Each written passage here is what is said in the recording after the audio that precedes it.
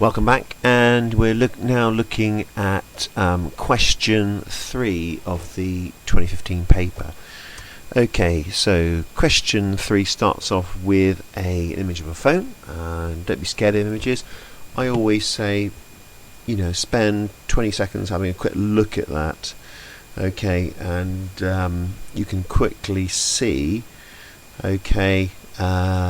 that we've got some icons here which you're familiar, some padlocks. Okay, and read the question. So Sarah travels on a train to a photo shoot. She tries to use a smartphone to check her email. Okay, she sees this.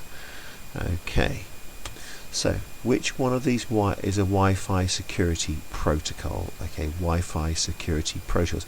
You do need to know your protocols and what each one of these is, an IMAP, HTTP and POP. Okay, but the one is WPA. Okay, that is the answer. Didn't give me even time to answer that one, did I? Never mind. Okay, encryption keeps data safe. Encryption. Okay, have a think about that one. So describe. Well, basically, you need to describe it, but scrambling is the encoding and scrambling of data. So it makes it into a complete jumbled up mess, and it can only be accessed with a key or a code, and it can't be. So a lot of computer systems and companies, when they send data or communicate out over the internet, other networks, they encrypt it as it leaves, and the server or the other connection at the other side will then decrypt it, okay, in case it gets stolen. Because you can, sit in a van and you can, hack into these things. But unless you have the right encryption key or the code, you can't read what it says. And there are different levels of encryption as well. So encryption is about scramble, okay, encrypting data so you can't read it, and you need the key.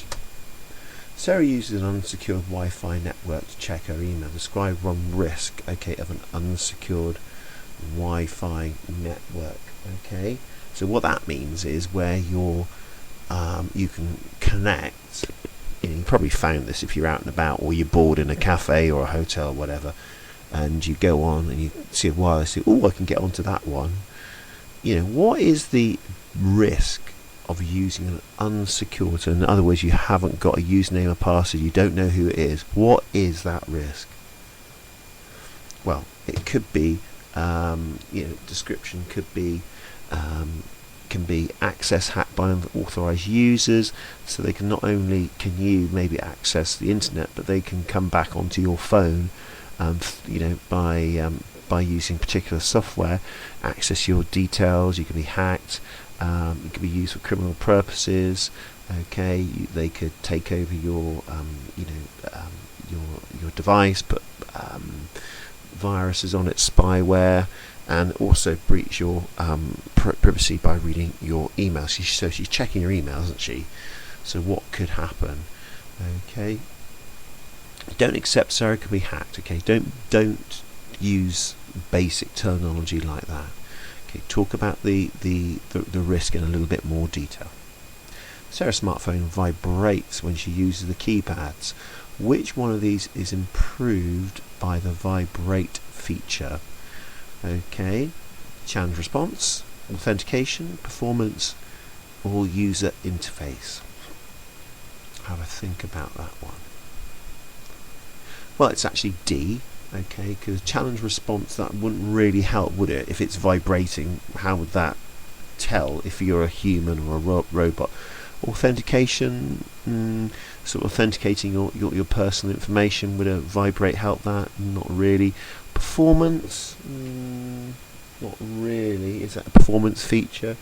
No. I suppose the user interface, that is the main thing, because obviously when it vibrates, okay, or make, when you're pressing on it, okay, I suppose it helps you realise that you're actually pressing it, and maybe what key, and I suppose that's where they're going with that question. Sarah receives an email which contains a hyperlink. You know what we say about hyperlinks and the security side of things. Before she follows the hyperlink, Sarah updates her security software. so something like Norton, AVG, that sort of good stuff. Explain why she does that. Okay, she's got an email and thinks, I need to update my software. Why? Okay, this is quite, it's 4 marks here, so you need some really relevant writing in this. Okay, explain why she updates her security software. Well, basically she's unsure about the hyperlink, and if her security software is up to date. Okay, and if you read this, it sort of follows. She's concerned by it doesn't recognize the link sender. The link could contain a virus, open a phishing site, which then can do this, which then can do that. And basically, it's concerned doesn't recognize the link. It could be a virus, it could be a phishing site. Okay, put a system at risk and get, so you need to explain this with good sort of sentences. Also, with updates to your virus protection, your malware, anti-malware. Okay, daily and hourly new threats or fixes or patches are released, and if you keep that up to date, then they're downloaded and you're kept safe as quickly as the companies can solve all these issues. Okay. Also, if you don't update it means that your definitions are out of date. Okay, it's like a database of virus names, and basically as soon as it's updated it can deal with it. Okay, there's 2 types of security software. Okay, this is types, not names. Be very careful. Types. Okay,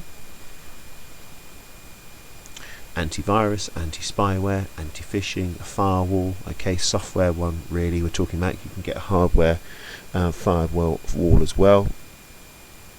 Okay, and we're talking about on a PC, spam filter and encryption system as well, so anti-spyware. Okay, again, don't accept proprietary names like software names like Norton, because it's types.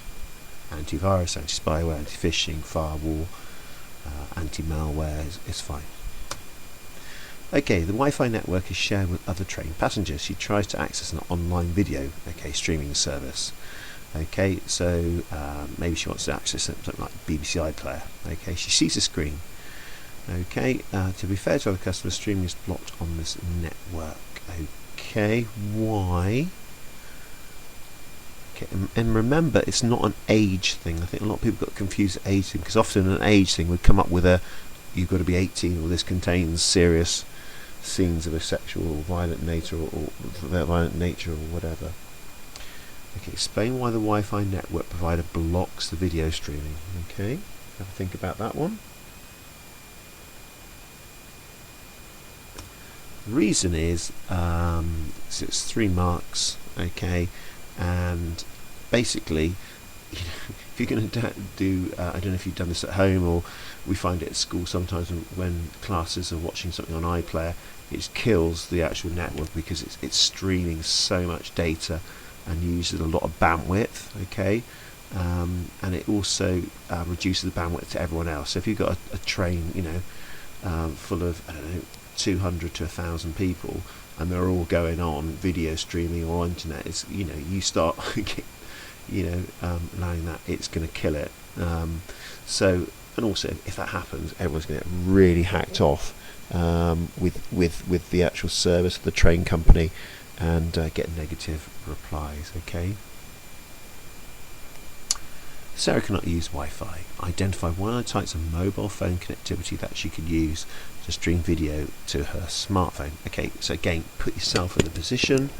Let's pretend your Wi-Fi box is turned off at home, and you got your mobile, you got your smartphone there. How could you stream video to your smartphone? Okay, what type of connectivity? Okay, so 3G, 4G, mobile broadband, all those really well-known ones, and also these ones as well. 2G is not an option for here because that's an old generation technology, but 3G and 4G, obviously with 4G you're going to get very, very high quality, fast streaming, if you've got the right connection and you've got enough bars and so on.